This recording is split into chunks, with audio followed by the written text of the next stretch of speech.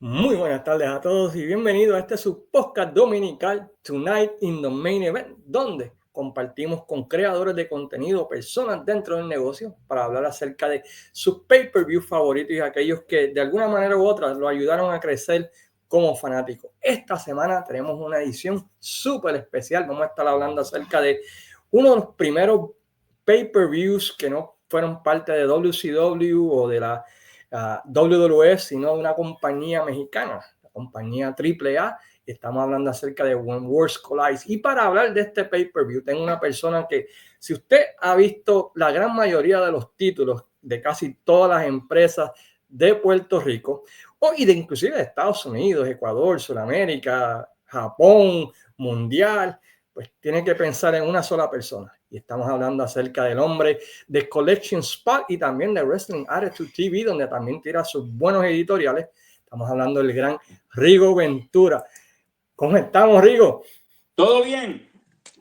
Un placer tenerte, mano. Siempre hablamos de hacer un contenido y pues finalmente se nos dio. Así que es un placer tenerte, es un honor compartir contigo de este podcast. Esto lleva tiempo. ¿Cuánto tiempo llevamos de que queríamos hacer esto? E incluso, creo que fue a principios del año 2025, me dijiste, no pasaba de febrero y te escribí. Y estamos en abril. Y te dije, mira, ya estamos en marzo, casi abril. Y gracias a Dios se abrió la oportunidad. Sí, es un placer para mí estar contigo. De verdad.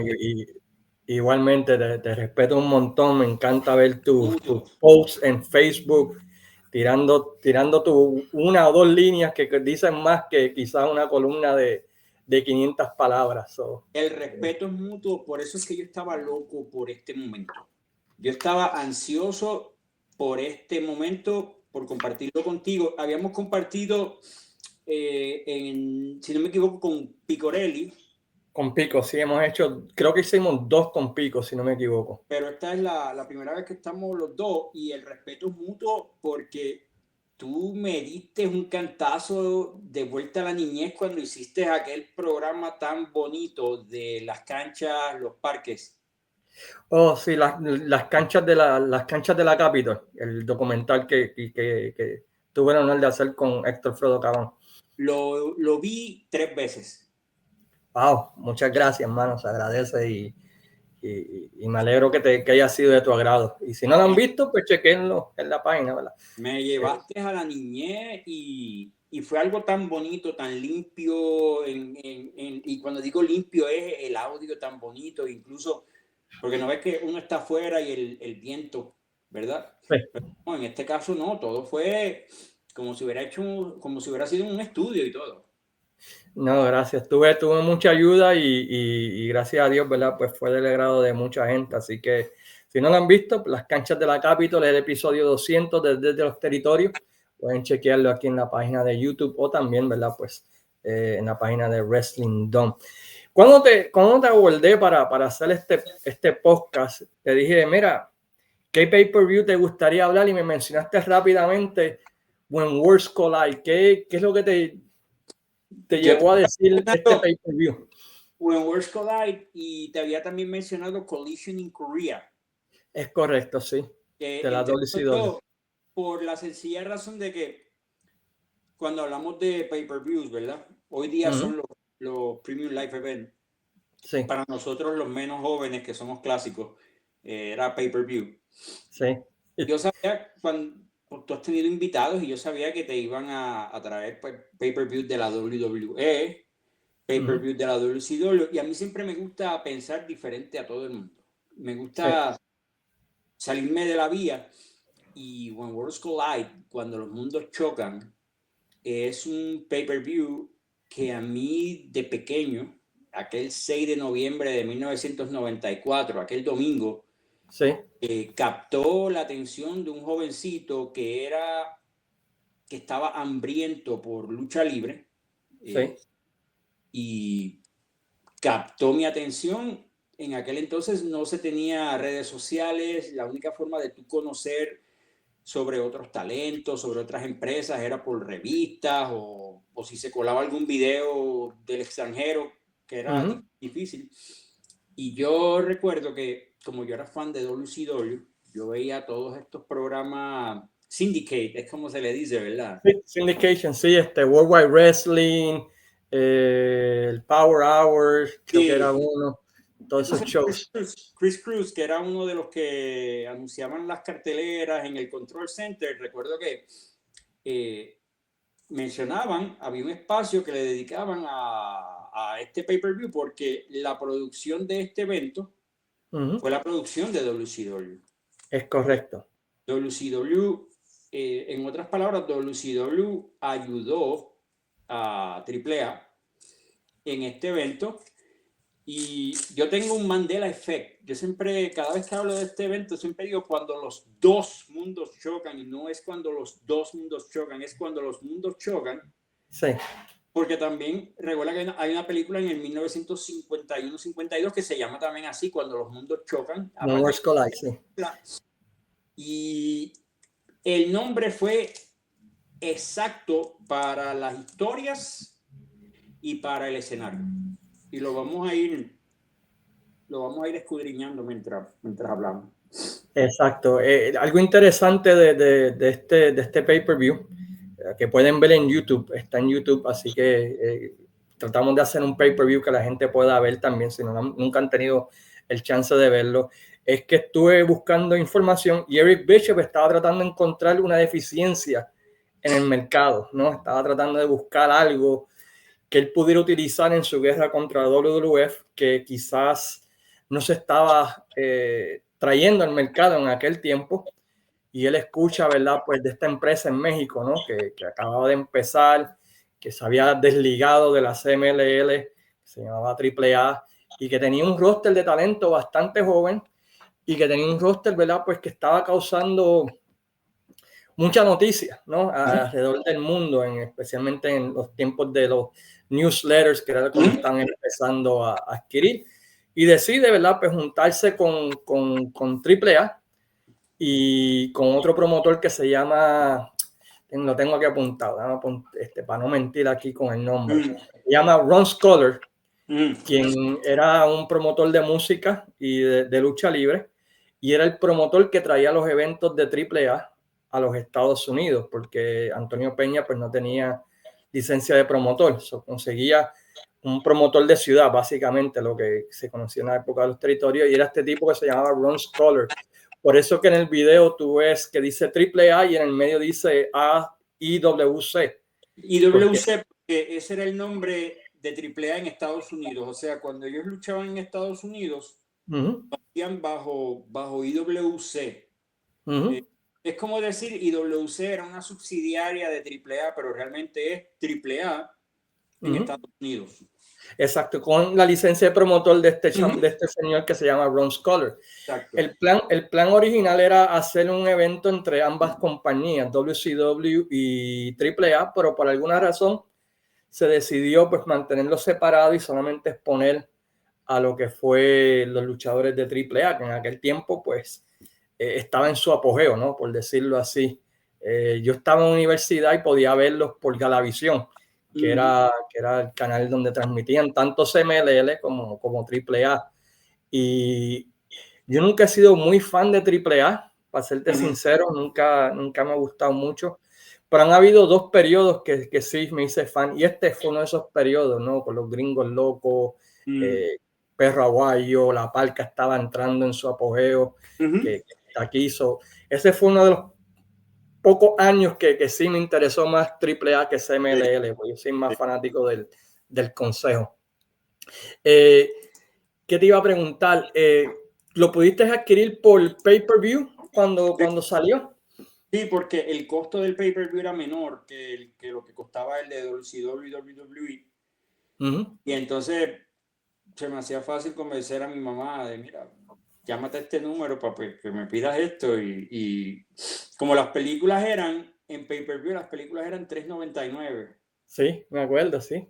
Pues yo le vendí eso de que era el mismo costo de la película.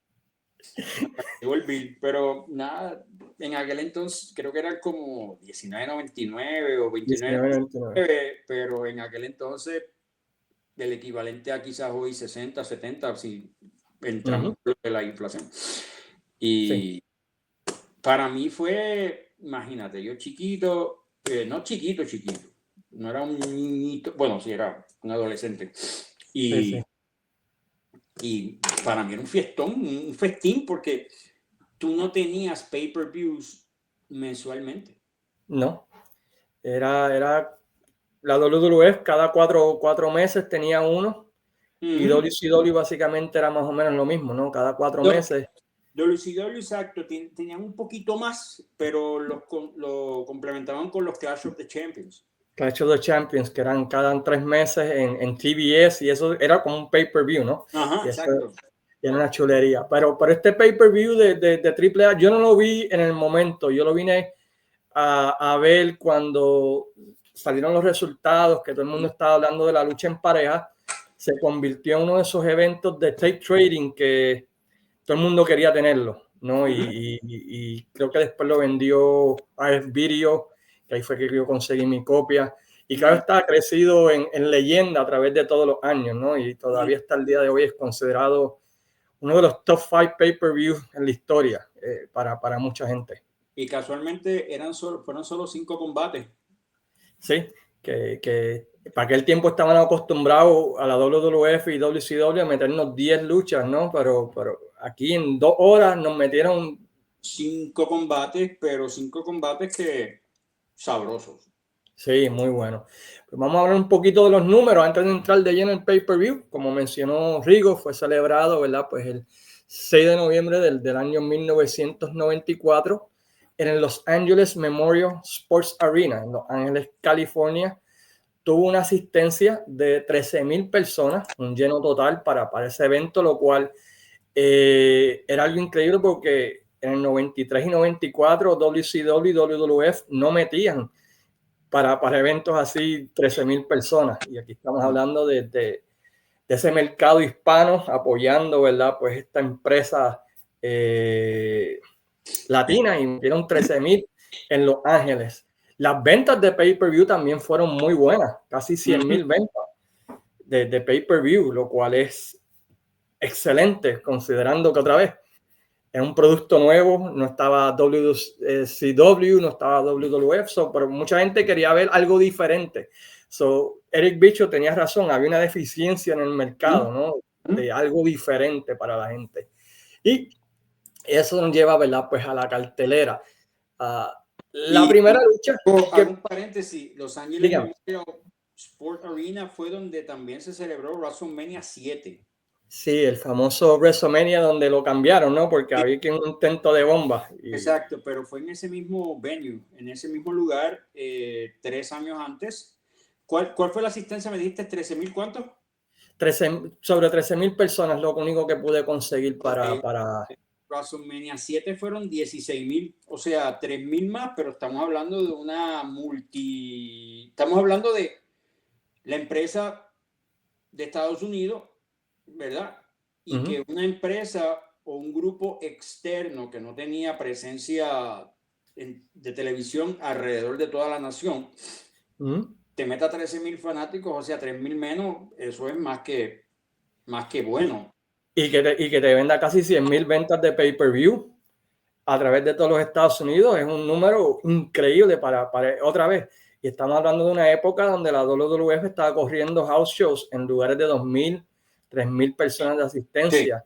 Sí. Igual que WCW. Si WCW a veces metía 500 personas en un house show, era una celebración. Y aquí estamos hablando de todo un éxito, ¿no? En cuanto a taquilla y ventas de pay-per-view. Así que ya de la soltada estaban bien, por decirlo así.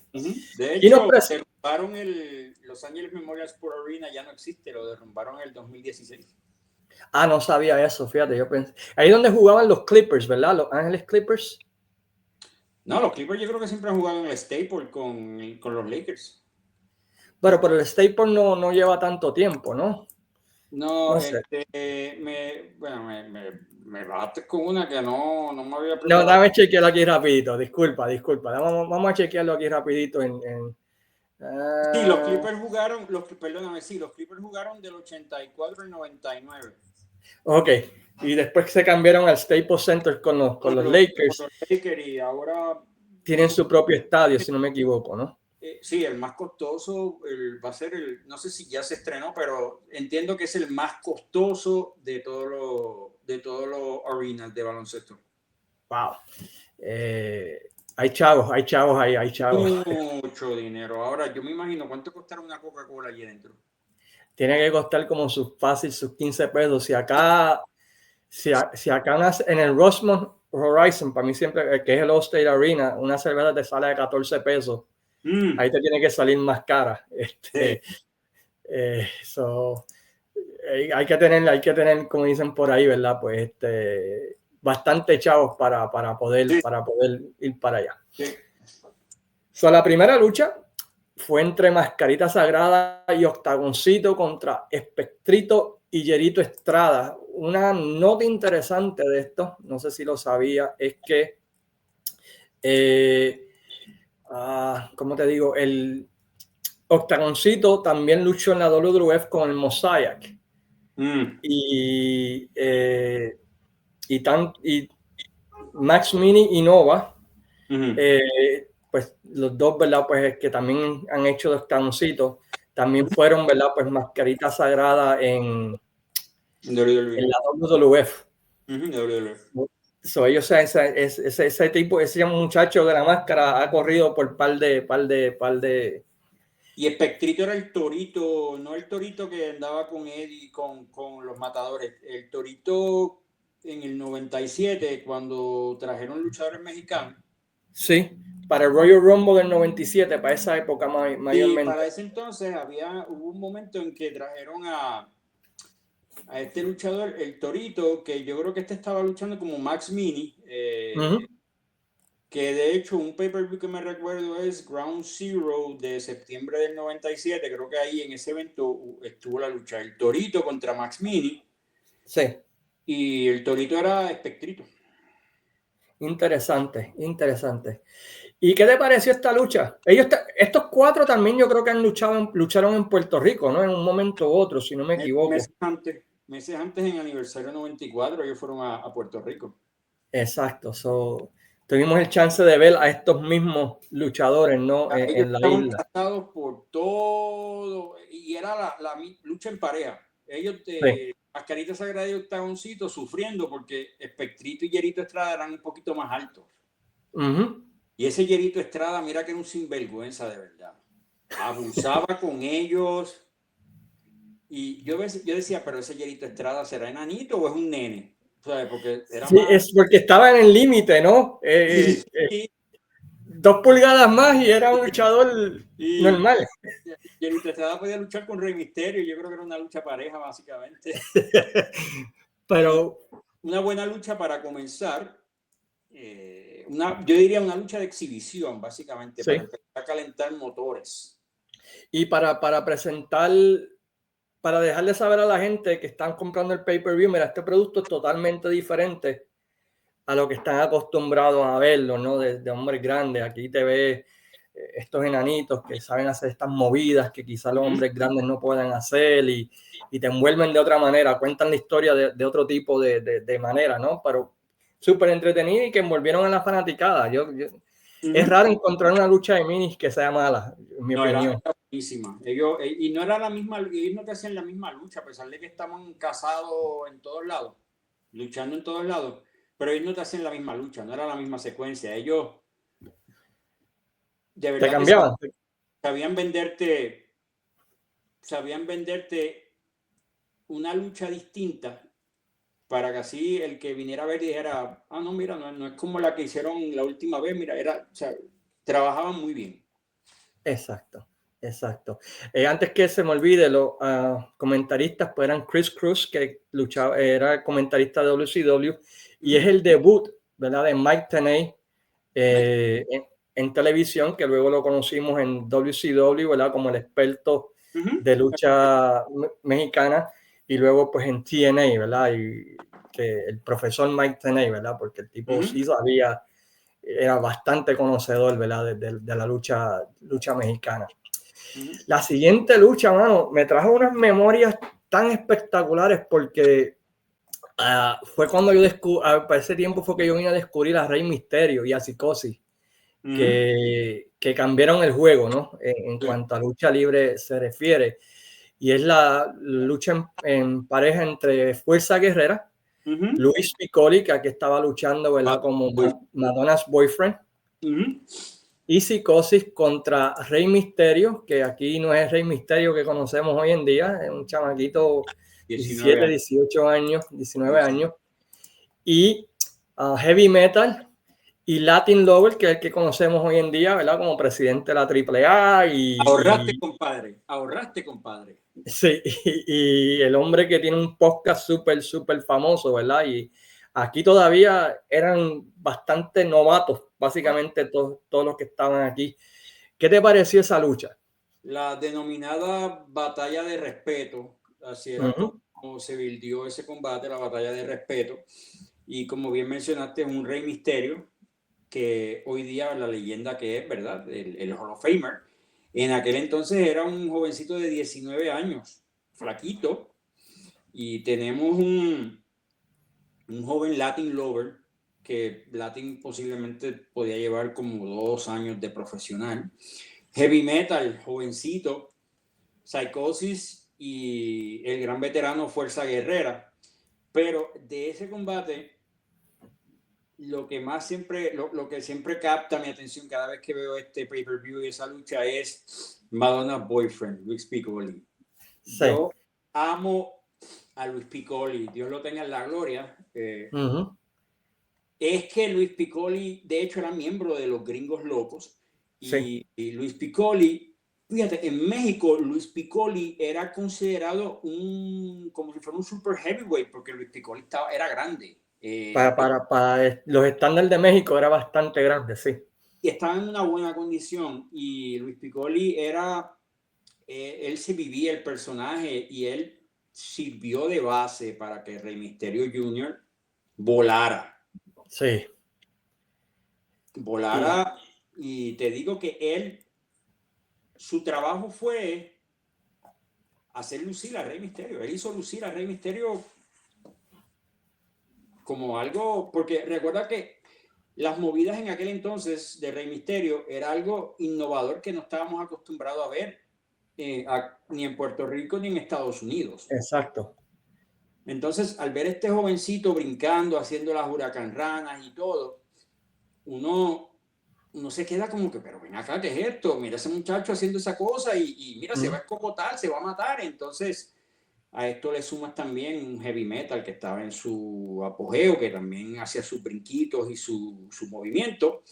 Psicosis era un loco que te luchaba aéreo agresivo y Psicosis no tenía miedo de lastimarse.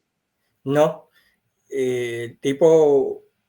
Y sabía bailar también con Rey Misterio, ¿no? Como aprendimos por los próximos 4 años, ¿sabes? Para mí es una pena que Psicosis no se le reconozca tanto como se le debería reconocer, porque el tipo fue increíble, innovador, y otra vez, como tú mencionas, te podía luchar como Rey Misterio, pero tenía esa agresividad y esa violencia que complementaba, era el perfecto, en inglés dicen perfect foil, ¿no? Para Rey Misterio.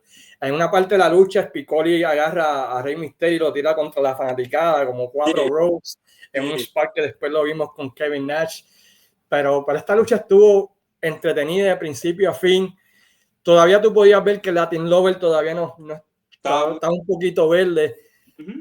Pero lo que era Rey Misterio, Psicosis, Luis Piccoli, Fuerza Guerrera. El veterano de todos ellos, de todos los que estaban en el ring, era Fuerza Guerrera, que es el papá de Juventud Guerrera. Exacto. Y luego se añadió Juventud Guerrera, ese corillo. No, esto fue un preámbulo de lo que vimos por los próximos 2 o 3 años, tanto en AAA como en Tijuana, en ECW y después en WCW. Y esta lucha pues estuvo bien. El final me pareció curioso, ¿no? Porque después de tantas vueltas, tantas movidas, el final vino, ¿verdad? Como que de la nada. Sí, de la nada. Y uno se quedó como que... Sí, porque básicamente Guerrera se sienta le hace una llave a Heavy Metal y lo rinde. Sí. Que yo esperaba que los técnicos quizás salieran con la victoria, ¿no? Porque lo estabas tratando de exponer, pero no, pero muy buena lucha, entretenida. Y si tú notas, la logística, por ejemplo, en México y en Puerto Rico es diferente a Estados Unidos en el orden de las luchas. Sí. Tú sabes que ahora en Estados Unidos el primer combate es como si fuera un main event, un calibre de un Sí. main event.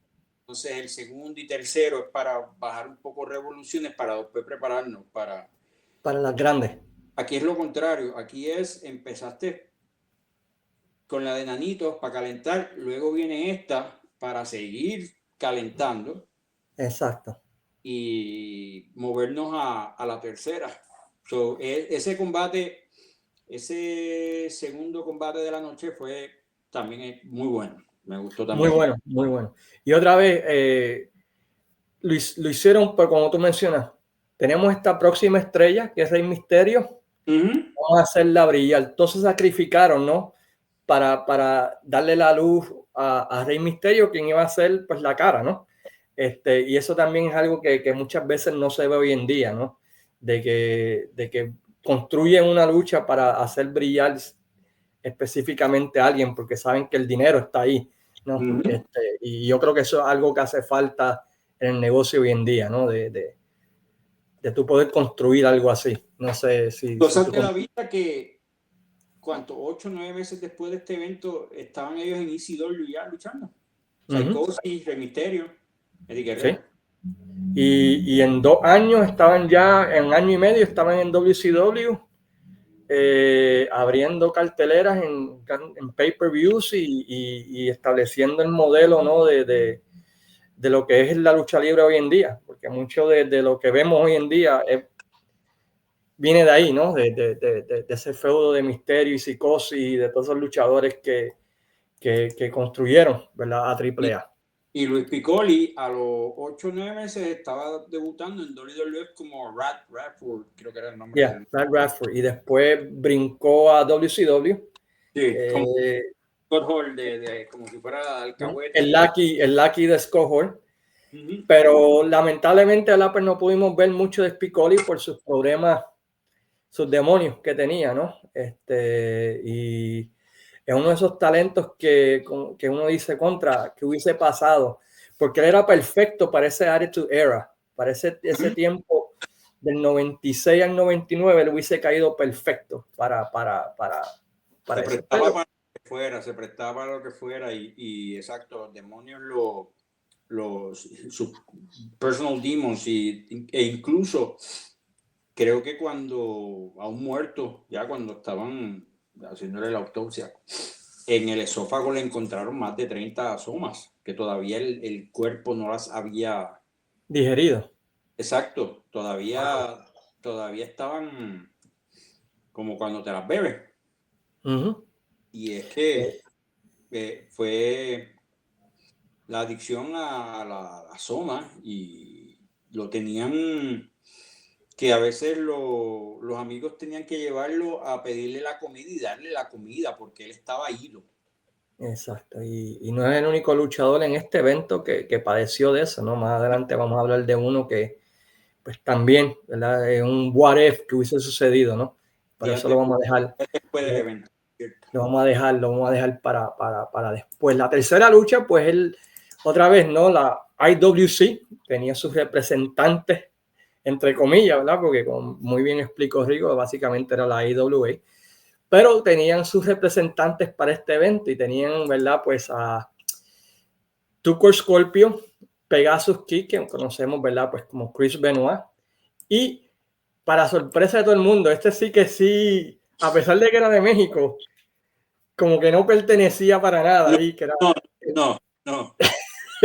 Tito Santana, contra la pareja de la AAA, que en ese tiempo, ¿verdad? Pues no era más que Jerry Estrada, Blue Panther y la Palca original, ¿no? Que hoy conocemos como la LA. Tapia. Ah, Adolfo Tapia Ibarra. Adolfo Tapia, la Palca original, Auténtica Parca. la auténtica Palca. Antes de esta lucha, porque esto explica un poquito lo que está pasando en la historia, Jerry Estrada había estado por meses o por semanas, ¿sabes? Por un tiempo pidiéndole una lucha a la Parca por el campeonato, y la Parca pues básicamente lo estaba ignorando, se hacía el loco. La Parca todavía era rudo aquí, pero ya la fanaticada como que estaba empezando a quererlo, ¿no? Lo odiaban tanto que ahora lo querían, ¿no? Que sabía, él sabía Él ganarse. sabía. So, eso es lo que lleva, ¿verdad?, al preámbulo de esta lucha, ¿no? Que había un semi-pique entre estos dos. Sí. Y eso nos lleva a esta lucha. ¿Qué te pareció esta lucha entre las estrellas de la IWC contra las estrellas de la AAA?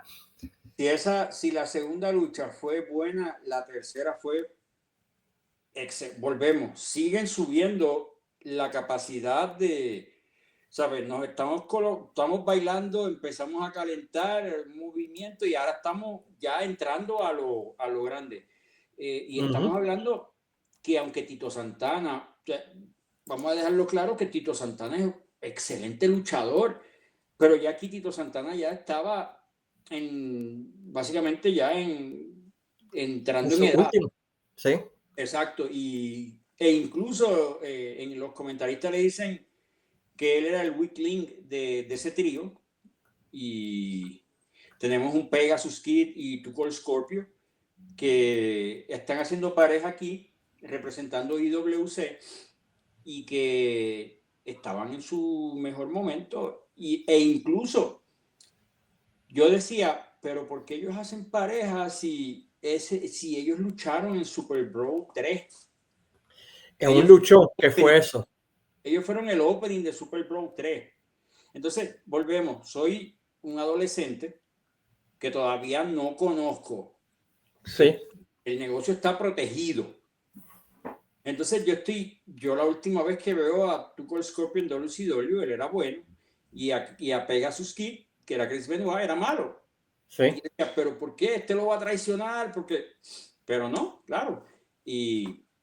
Porque aunque se llamaba Pegasus Kid, yo decía, no, ese es el otro, ese, yo no sabía pronunciar el nombre de ella, decía, se llama Chris algo.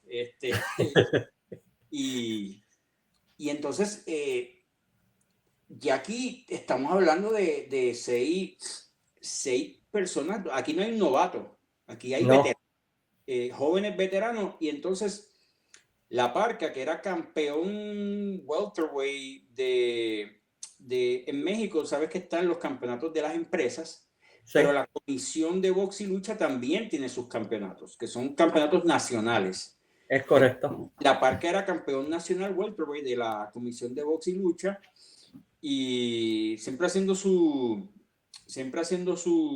monerías.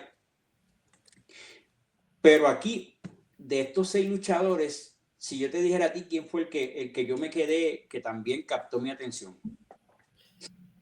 ¿Quién fue? El maestro lagunero Blue Panther. Blue Panther es tipo increíble. Como las cosas pequeñas que hacía brillaban más alrededor de todas las personas que estaban haciendo, ¿no? En una parte tienen como un momento con Chris Benoit, que eso quedó súper lindo.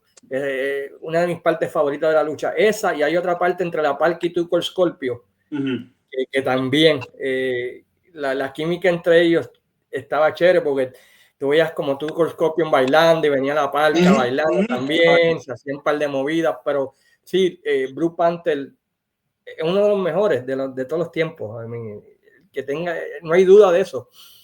Yo lo vi, era la primera vez que yo lo veía.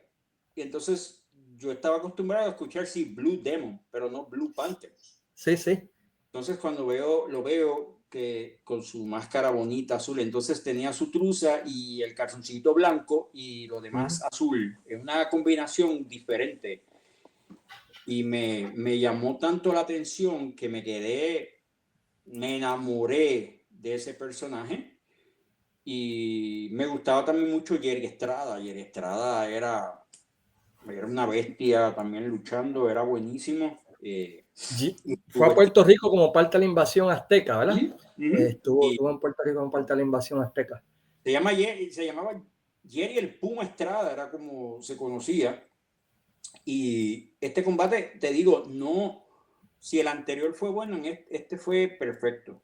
Porque es Sí. que estamos hablando de 6 veteranos que dieron el todo por el todo, no solamente la parte técnica, sino que también tuvo su movimiento aéreo, pero aquí se enfocó más como en la parte de ras de lona, aspecto técnico, en comparación al anterior, que hubo un poco más vuelos.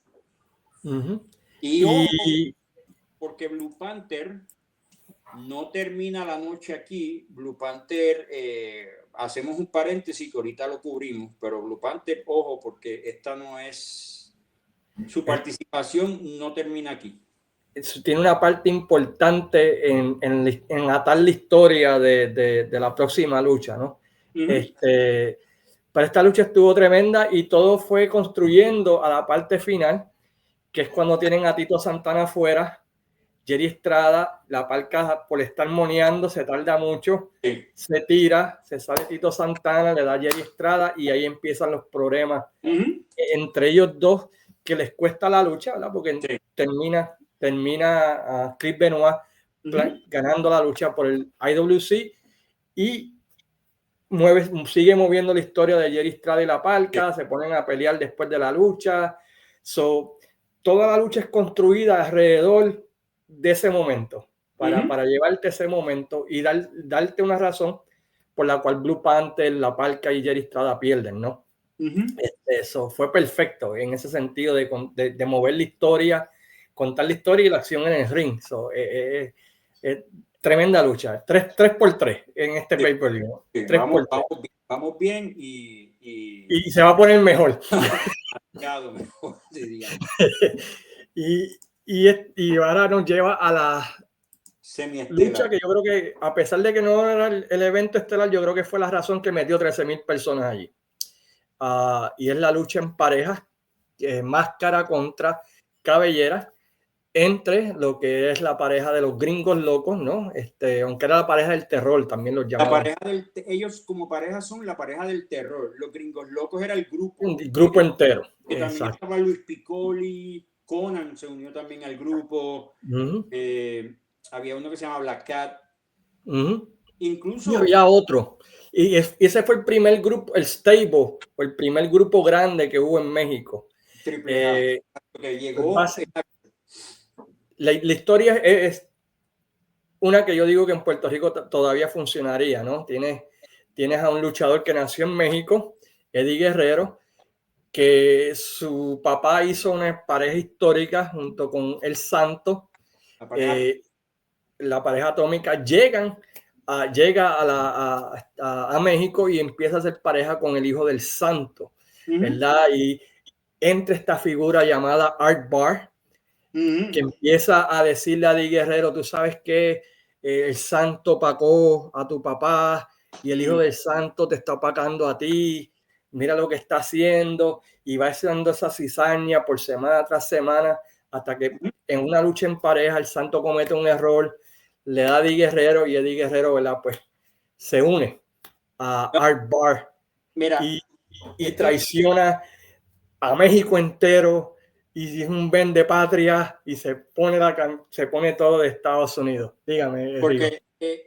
nos remontamos a 1992, cuando Eddie Guerrero llega a la AAA como Máscara Mágica, era que se llamaba. Sí. Y entonces en un combate que hizo, era él, Máscara Sagrada, y ¿quién era el otro? Creo que era Octagón. Ahí es que él se desenmascara, porque él es el hijo menor de Gori Guerrero y él quería llevar el legado de su padre. Entonces él comienza a hacer la pareja con el hijo del Santo, ¿verdad? Como los hijos de la pareja atómica. Pero la nueva pareja atómica. En ese momento había un pique entre Blue Panther y Art Bar. Sí. Entonces, que Art Bar tenía una máscara también. Sí, que Blue Panther se la había quitado. Exacto. Luego de que Art Bar le hace una rompecuello. Exacto, el martinete. El martinete. El martinete es que se le llama ya, y lo descalificaron, por ende, pero Art Bar era bueno, Blue Panther era malo. El pique de ellos comenzó en Consejo, de ahí se va para AAA y siguen allá, y ahí decretan una lucha de cabellera, y ahí nuevamente gana Blue Panther, pero gana por conteo de 10. Y entonces Art Bart se enoja tanto que le cae encima, comenzando a hacer el movimiento hacia rudo. O sea, actuando rudo, pero todavía era de los buenos. Y hubo un combate, eran Art Bart, el Hijo del Santo y Eddie Guerrero. Tengo que hacerte la corrección, no fue el Hijo del Santo que le dio por error, fue que Art Bart le agarró una máscara a un nene del Santo. Ok, sí, tienes razón. Le cayó encima de Eddie Guerrero, se quita la máscara y revide y le dice, mira lo que este te hizo. Sí. La confusión, tienes razón. Y ahí vino Eddie Guerrero y empezó y le dieron una carpiza al Hijo del Santo, donde ahí oficialmente hace el viraje rudo Eddie Guerrero y también Art Bart. Y ahí comienza lo que eventualmente fue los Gringos Locos. Pero eran la pareja del terror. De ahí llega Luis Piccoli, de ahí llega Black Cat, creo que Sangre Chicana, y ahí crean lo que son los Gringos Locos. Y luego añaden a Conan y vamos a explicar en la lucha de Conan, explicamos cómo es que surge eso.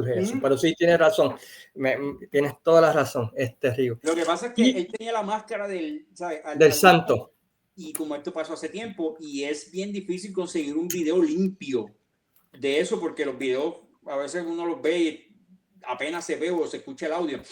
Y entonces ahí es que sale la riña con el Hijo del Santo, y como eran 2 contra 1, pues ahí entonces entra Octagón a esto, que la riña de ellos había comenzado ya desde el 93, porque ahí se sacaron los campeones mundiales en pareja de la triple, lo gana el Hijo del Santo y Octagón, que por cierto, los campeonatos en pareja que ellos utilizaron eran los del territorio de Portland, que creo que fue Art Bart que se los había llevado. Sí. Y entonces la riña de ellos ya iba cocinándose desde el 93 hasta llegar. Que fue un feudo súper largo. Fue largo. Y esta es la culminación de eso. Art Bart era un luchador basado en Portland originalmente.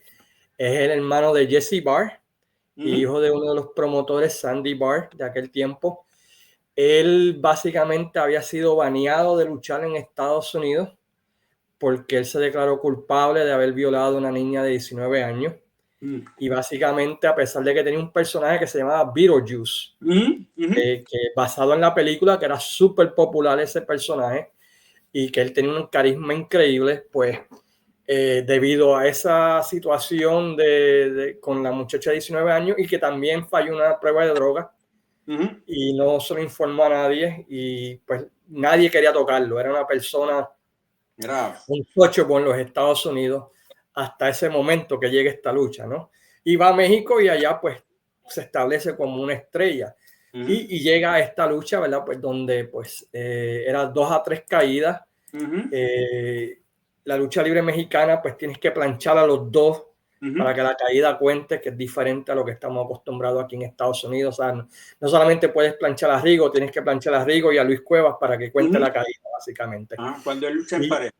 Para que cuente la caída. Así que crea otra dinámica súper interesante, en mi opinión, que es diferente porque tiene a veces 2 contra 1, tienes 1 contra 1 y así por el estilo. Pero eso nos lleva a esta lucha, que es la lucha que yo creo que todo el mundo que estaba allí quería ver.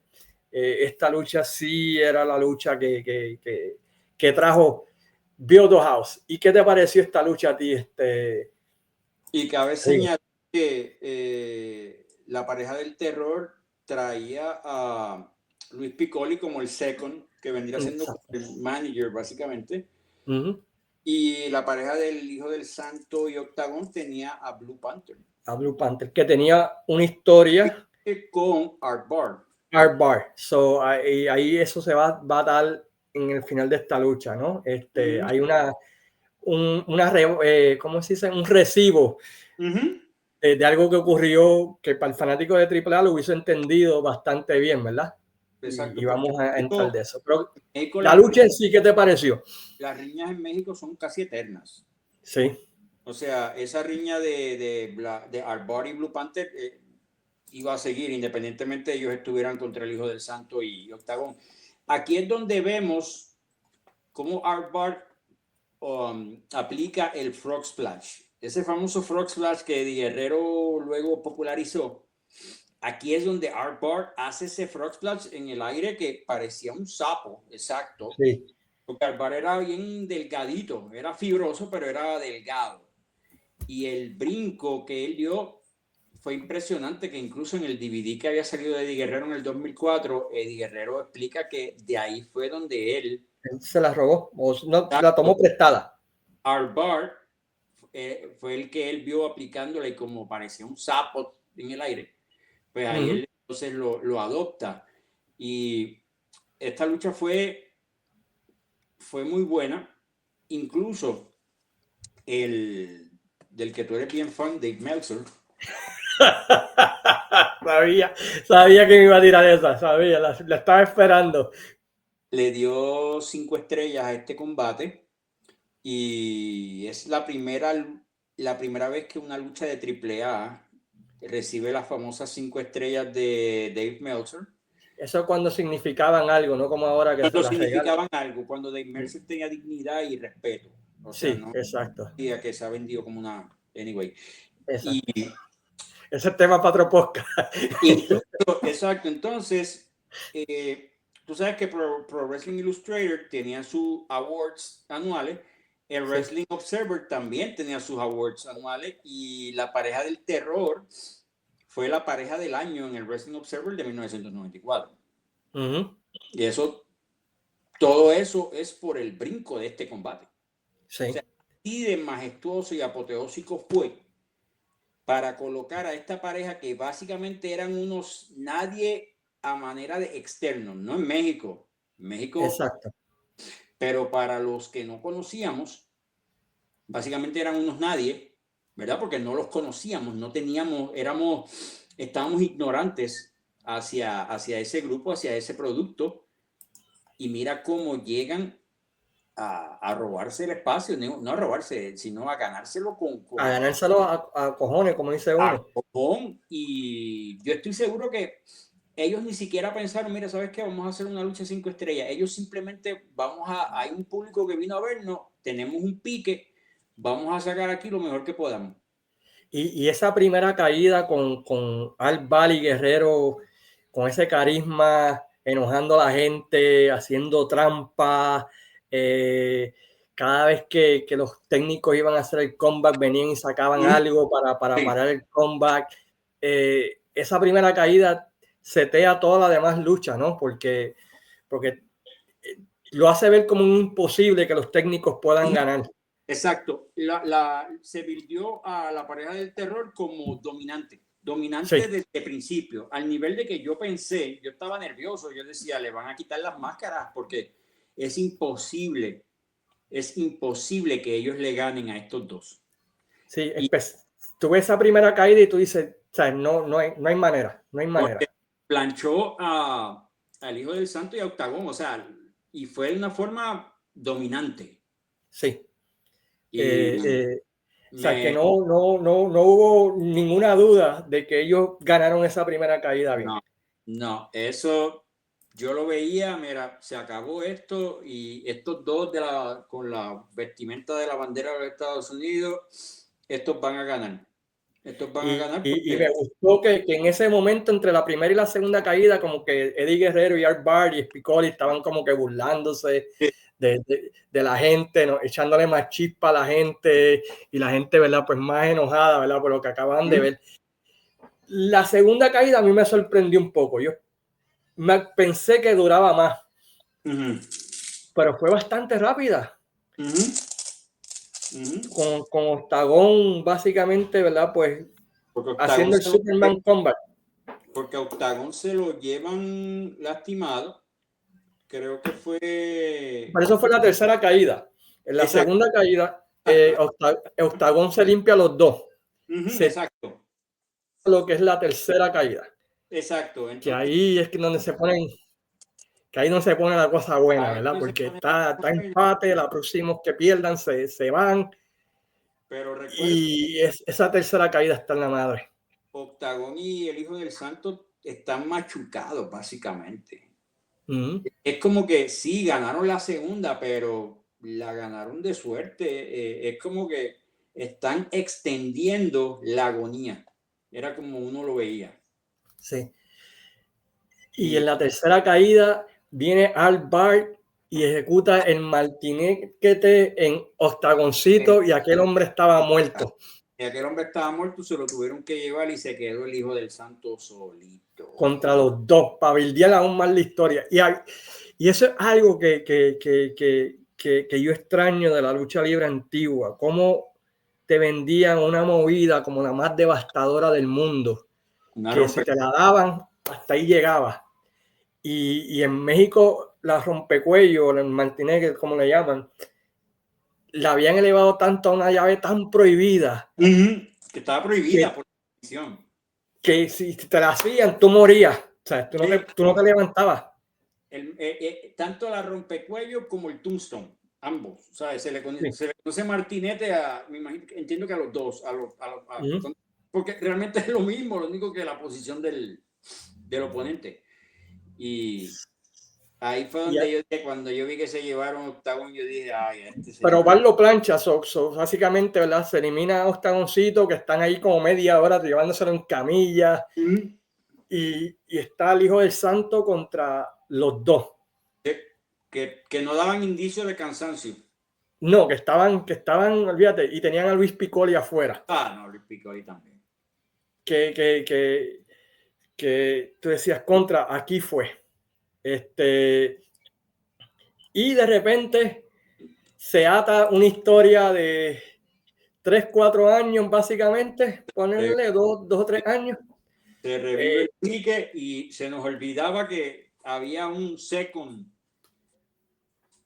Del Hijo del Santo y Octagoncito, que había recibido un martinete, una rompecuello de Art Bart, que lo había sacado también, aunque ganó la lucha, lo había sacado, porque otra vez, la rompecuello es lo más peligroso del mundo.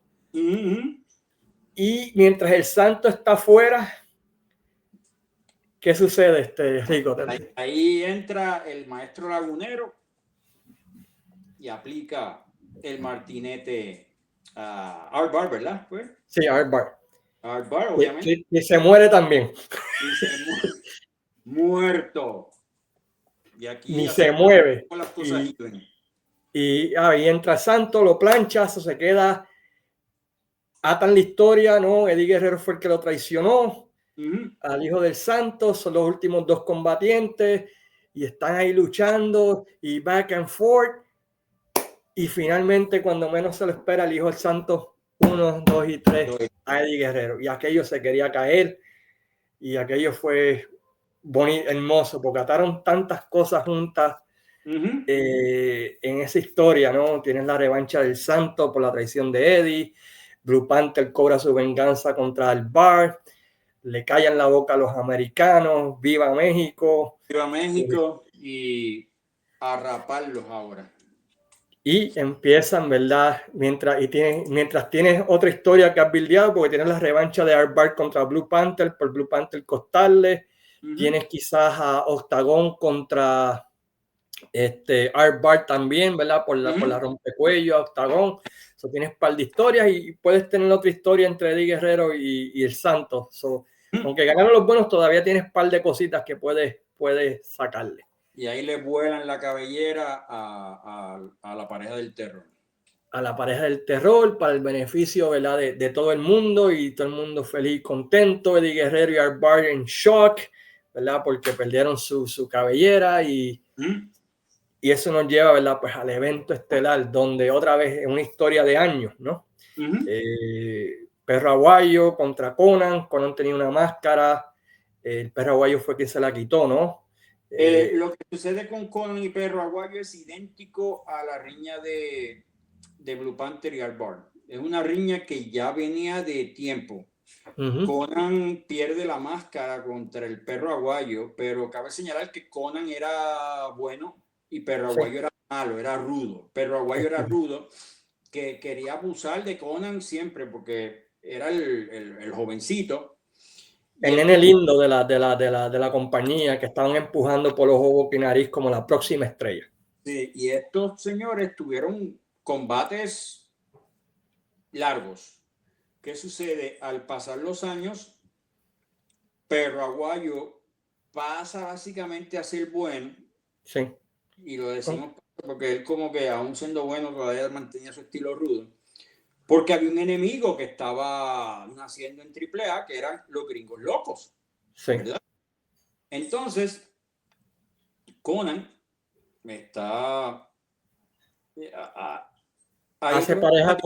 hacen pareja entre Perro Aguayo y Conan para enfrentarse a esta nueva invasión. Estaba, si no me equivoco, era Perro Aguayo, Conan y Carmelo Reyes de los hermanos Dinamita, que ellos en un momento dado tuvieron un pique los tres. Sí. Porque Conan también tenía una riña con Carmelo Reyes. Porque en México, aparte de que son eternas las riñas, tú no tienes una sola riña. Tú puedes Tienes tener varias. Para diferentes mercados, para no refrescar los eventos estelares. Entonces, en el combate donde están estos caballeros, que fue para el mes de agosto del 94, Conan se cansó del Perro Aguayo y le cae encima, haciendo su brinco a rudo, uniéndose a los Gringos Locos. Gringos Locos, porque ahí entra Eddie Guerrero a evitar que los demás vengan a salvar a Perro Aguayo. Y le da una golpiza a Perro Aguayo y eso abre otra vez la riña de años. Esa riña tiene más años que la que tenía Blue Panther con Albar. Sí, porque él es desde cuando llega Conan a AAA o cuando llega Conan a CMLL, porque empezaron en CMLL, todos esos que llega de Tijuana, llega de toda esa parte de allá, que llega acá y lo presentan, ¿verdad? Como este tipo que hace películas o novelas y así por el estilo y canta canciones de rap y todo. Sí, venía de grabar su álbum. Y salen shows de espectáculos que me acuerdo que salía en cuánto programa había en ese tiempo. Pero Conan estaba físicamente, Conan era una bestia. Sí. Por eso le decían Conan. Porque Conan el bárbaro, ¿no? En un tiempo. Sí, porque él empezó como centurión. Pero entonces al ese cuerpo le dieron, no, tú eres Conan. ¿Sabes? Y así fue como le cambiaron. Y entonces Conan es campeón peso completo de la IWC.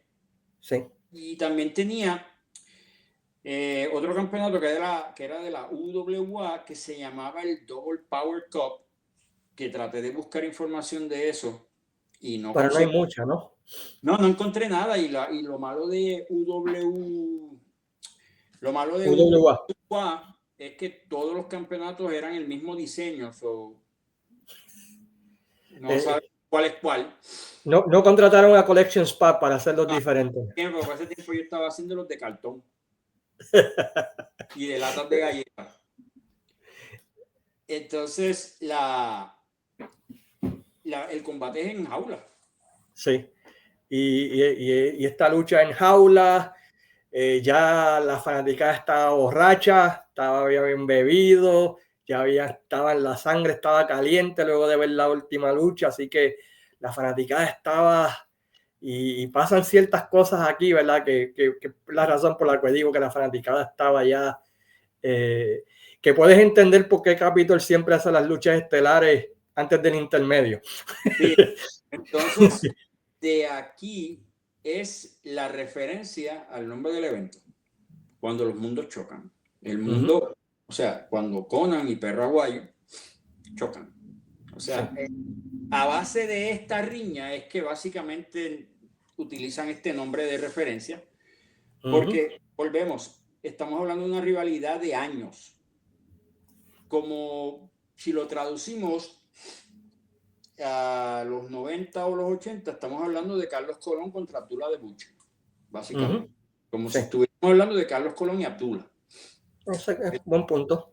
Esa riña que nació y que se mantuvo, que en un momento quizás pudieron hacer pareja, pero aquel traicionó y vuelven otra vez y pasan los meses y no se encuentran y se vuelven a encontrar y vuelven a agarrar la riña donde estaba. Sí. Entonces es en una jaula, un combate en jaula, y tienes un público ya caliente, porque Conan se ganó el odio inmenso y Perro Aguayo era uno de los consentidos del De la público fanaticada mexicana.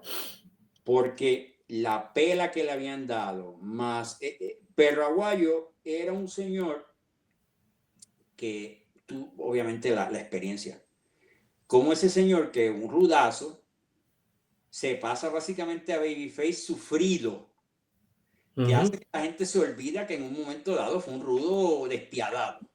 Fue un bastardo, como dice. Y en esta lucha tenía 49 años. Perro Aguayo le llevaba 20 años a Conan. O sea, aquí estamos hablando de personas que se llevaban dos décadas. 2 décadas. Y la historia de la lucha estuvo, ¿sabes? Conan abusando, Sí. Conan tratando de hacer de eso y el Perro Aguayo, su resiliencia, ¿no? Su valentía, regresaba con el comeback. Exacto. Y tú veías la frustración, no tan solo de Conan, pero de los gringos locos, Luis Piccoli y Eddie Guerrero, que llevan a que los gringos locos bajen a ringside, ¿no? Sí.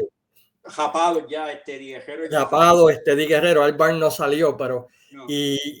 y cuando ven que el Perro Aguayo sigue esa pelea de que no me voy a rendir, me vas a tener que matar sangrentado, me vas a tener que matar para ganarme, recurren a tirarle una manopla, ¿no? a Conan para que la use en Perro Aguayo. Esa parte ahí, porque le meten a Perro Aguayo como con 5 manoplazos. Ya se exageraron un poco. Se exageraron un poquito, se exageraron un poquito. Entendimos en el primero. Sí. Ya entendimos en el primero, no hacía falta el resto. Pero básicamente, ¿verdad? Le seguía, pero el Perro Aguayo seguía peleando, no se rendía, 1 o 2, y cada vez que trataba de escapar Conan, aparecía el Perro Aguayo, y finalmente, ¿verdad? Perro Aguayo lleno de sangre, hasta también aquello, estilo Carlos Colón contra Hércules Ayala, una cosa bárbara, para una historia, y la gente, Dios mío, están matando a perros, están matando a perros, hay estos infelices tirando manoplas, y de repente cuando todo parece perdido, aparecen los hermanos Dinamita. Los hermanos Reyes. Y bajan y se forma una pelea, se paran al lado de la fanaticada y un par de fanáticos tiran un par de puños a Eddie Guerrero, y Eddie Guerrero por poco forma un motín ahí. Exacto, obviamente los hermanos Dinamita, que eran Universo 2000, Máscara Año 2000, y Carmelo Reyes, don Carmelo Reyes, que 100 caras. 100 caras. Ya él ya no tenía, era el único de los tres que no tenía la máscara, él la había perdido. Sí. Conan tiene una riña de años con don Carmelo Reyes, incluso ellos fueron en la primera Triple Manía, ellos fueron el combate estelar. Exacto, que metieron más de 20,000 personas, fácil. Y los hermanos Dinamita eran unos rudos, para que tú veas cómo los gringos locos, el impacto que tienen los gringos locos que mueven a los hermanos Dinamita, al Perro Aguayo y a otros más, a técnicos básicamente. Sí. Porque ellos eran rudos, y te estoy hablando rudos malos, de abusadores. Y entonces el Perro Aguayo, fíjate, yo veo, el que puede escuchar dice, este tipo ya viene con sus análisis estúpidos. Pero mira cómo yo lo veo. Perro Aguayo básicamente representaba a lo que cada uno o la mayoría de aquellos fanáticos enfrentan día a día. El hombre que ante los retos, ante todo, se sigue parando. O sea, el hombre de pueblo. Sí.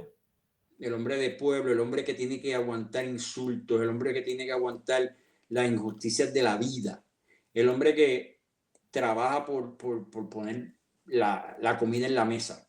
Sí, te la compro. Contra este tipo que está representando a la gente que nos oprime, especialmente en Los Ángeles, la gente que nos pisotea, la gente que nos trata con ciudadanos de segunda clase o de tercera clase. No, sí.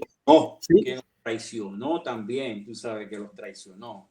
Que nos está regando en la cara que es doble campeón. Que también que tiene la bandera que se vendió como mexicano, pero tiene la bandera de Cuba, de Estados Unidos, en el uniforme, ¿no? Básicamente. Para que tú veas cómo te pueden vender una historia sin utilizar ni closed caption ni que alguien te la describa. Cómo las acciones te venden esa historia. Y es algo que lamentablemente ha desaparecido hoy día en todos lados. No voy a decir solo en Puerto Rico, en todos lados. En todos lados.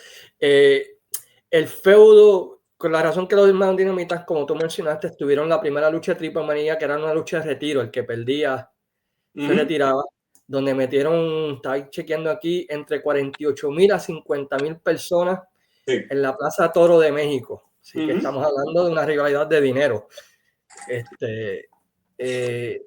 Y los hermanos Dinamita pues pelean con los gringos locos afuera. Carmelo Reyes se trepa, le da a Conan un puño y Conan cae, lo que aprovecha. Perro aprovecha y se trepa para ganar, porque se veía el que él saliera de la jaula, se veía como un insulto más. O sea, de hecho, creo que el combate para ganar había que salir de la jaula. Pero, había que salir de la jaula, sí. Pero también era un tipo de insulto el que, pues tú sabes, el tú climb, bajar, es un insulto al que se quedó adentro, o sea, le estás pateando el orgullo, porque significa que yo fui más fuerte y más resistente que tú. Exacto. Y ver a Perro Aguayo ser el que sale y verla con un humillado, ¿no? De todo lo que representa, de todo aquello, pues fue como que si Conan hubiese ganado, ahí se hubiese formado una trifulca. Sí, aquello se hubiese... Si hubiera ganado, se montaba una trifulca y salían muertos de allí en cadáveres. Sí, porque ya la fanática estaba caliente, ya estaban empezando a pelear con Eddie Guerrero, que se estaba metiendo al público. Inclusive luego de la lucha, ¿no? Mientras Perro Aguayo está celebrando, todavía Eddie Guerrero y Conan se metan al público a darse un par de bimbazos con un par de gente, que inclusive Perro Aguayo tuvo que meterse como que, váyase en el camerino. Entonces, porque así de caliente estaba la fanaticada. Mira, ya cómo es la cosa, que quien sube a darle a Conan es Carmelo Reyes, no es Máscara Año 2000 ni Universo 2000, es Carmelo. O sea, los hermanos Dinamita entraron básicamente a hacer el salve, que aquello se cayó e incluso Mike Tenay se volvió hasta loco. ¡No, hermanos Dinamita! Algo así. Y yo ahí como que los hermanos Dinamita, ¿quiénes? Yo no sé quiénes son, pero mírate, los hermanos Dinamita.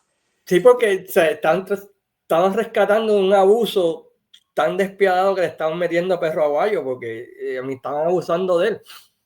Y después va a Carmelo Rey y digo, ese Rick Martel. No, ok, está bien. Los hermanos Dinamita. Y ahí viene el golpe Carmelo Reyes a Conan. Y eso, pues, ¿verdad? Pues ahí siguen otros feudos. O sea, de ahí salieron otros feudos. Se reinicia otra vez el feudo Conan Cien Caras.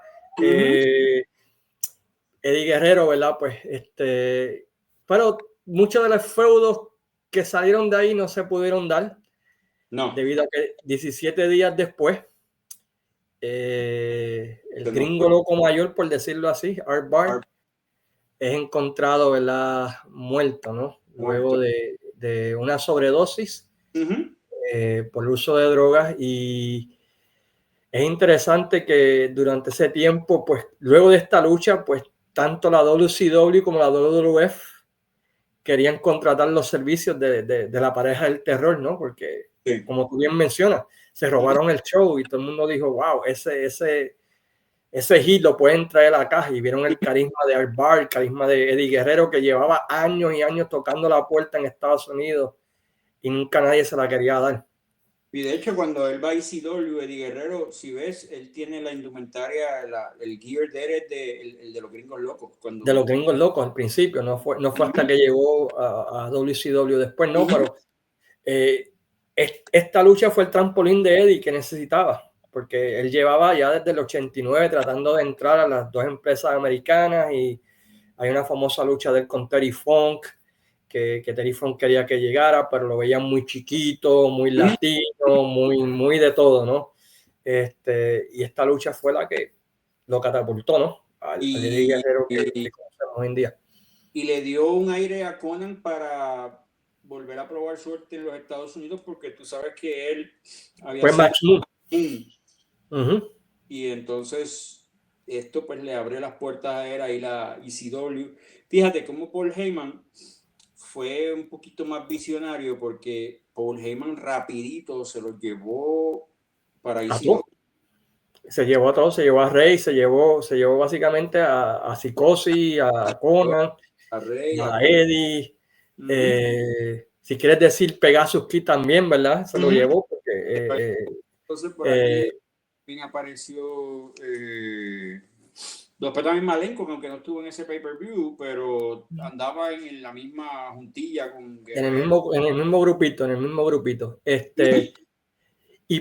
Y esto supuestamente iba a ser el trampolín para AAA entrar a los Estados Unidos, y llevan desde el 94 tratando de entrar de una manera u otra a los Estados Unidos, ¿verdad? Pero por alguna razón, problemas, egos, políticas, división, porque luego de esto hubo la división con Conan, que Conan montó Promo Azteca, si no me equivoco, ¿no? Sí, y también se llevó muchos talentos de ellos para WCW cuando se fue para WCW también.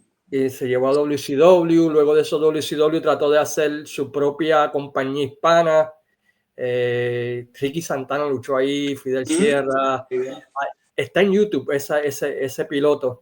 WWF luego trató de juntarse también con ellos, y siempre AAA ha tratado como que de entrar a Estados Unidos, pero nunca han podido, nunca se les ha dado. Yo diría que 20 años después, porque ellos trataron de entrar en el 94, 20 años después, en el 2014, que también lo tratan de hacer con Lucha Underground, que también estuvo, prometía, pero el negocio, recuerda que aquí hay mucho ego, bochinche, y basta con que una sola manzana caiga en el manzanero y pudre todo. Pudre todo. Y lo pudre rápido, no es tampoco paulatinamente, es rapidísimo. Exacto, pero este pay-per-view, si nunca lo han visto, chequenlo. Es de los mejores. ¿Lo recomienda al 100, Rigo? Lo recomiendo y lo recomendaré, y seguiré viéndolo por vez número, no sé, por vez número 20, 30, no sé. Ya, yo hace años no lo veía, y cuando me dijiste me puse a verlo y me trajo tantas buenas memorias, men, qué cosas increíbles. Rigo, ¿dónde la gente te puede encontrar? Me pueden buscar en Facebook como Rigo Ventura. También pueden buscar la página de Collection Spot, Make It Real. Y veremos a ver si hacemos un comeback con Wrestling Attitude TV. No me he ido. Sigo siendo parte de la linda familia. Un saludo a Joel, el productor. Un saludo también a los muchachos del crew de Wrestling Attitude TV. Y tan pronto salga de unas cositas que estoy lidiando personalmente, yo vendré con un Season 2 de Dale para Arriba. Que sí, que tiraste unos editoriales fantásticos. Me encantaba ver tus editoriales o puntos de vista. Así que espero que regrese pronto. Y en Facebook estoy en la lista de amigos de Caveman. La pregunta clave, ¿dónde está la cueva del Caveman? Creo que ya aquí está en el Man Cave, ahí dice en la esquina, Man Cave, aquí es. Esta es mi nueva oficina. Aquí estoy buildeando algo quizás parecido a lo que tú tienes allá atrás, así que poco a poco vamos construyendo algo. Y gracias, porque me hiciste realidad un deseo que tenía, y era de poder hacer algo contigo. Igualmente para mí, y tenemos todavía otro en tintero, que son los de los títulos, los 10 títulos más. Y es que mira, hay tanto, porque también tenemos tantos conocidos, tantos amigos que se puede hacer hasta un panel de un tipo de debate, pero el problema de eso es que necesitaríamos 5 horas fácil.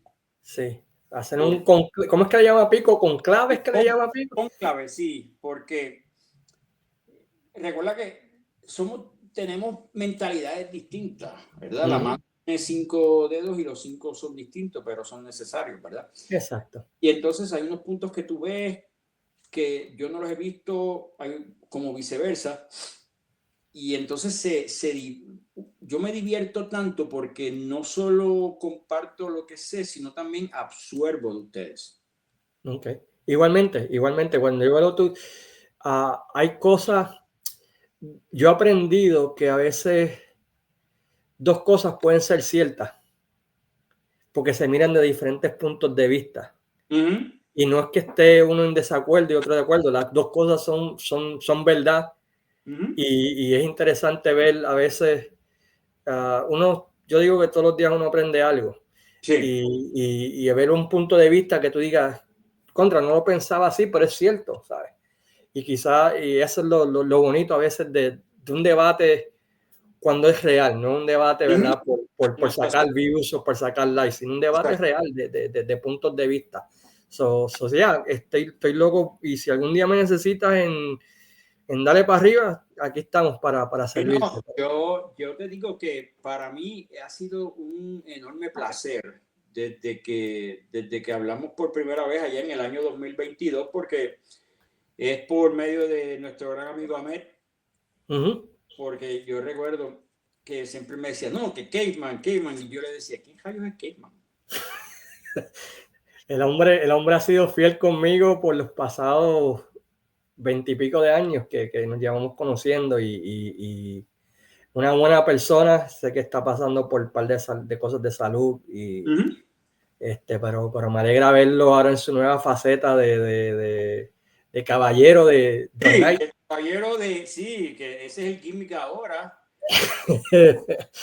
Pero entonces él siempre me decía, no, que Caveman opinó esto, no, que Caveman esto. Y yo decía, pero ven acá, Caveman, ¿quién es ese tipo? Para que me esté citando a Caveman es porque el tipo tiene que saber.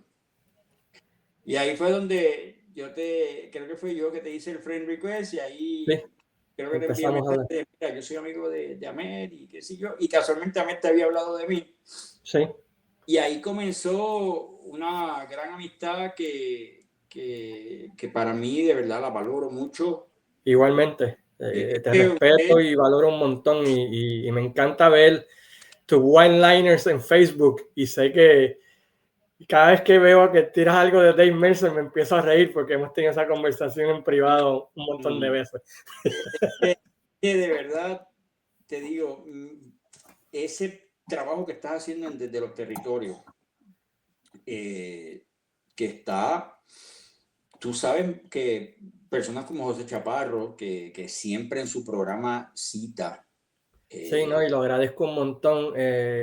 Los otros días dijo que para él este era el mejor podcast, o para mí eso fue...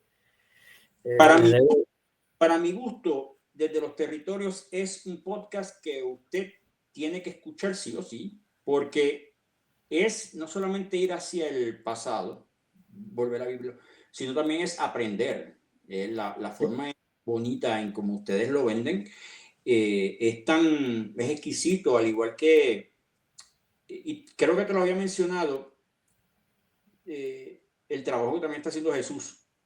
Sí, no, Jesús en Chu TV, en Historias del Puro, y en We Want Blood, y inclusive ahora tiene un proyecto nuevo que se llama Mirando las Luces, que relevan luchadores.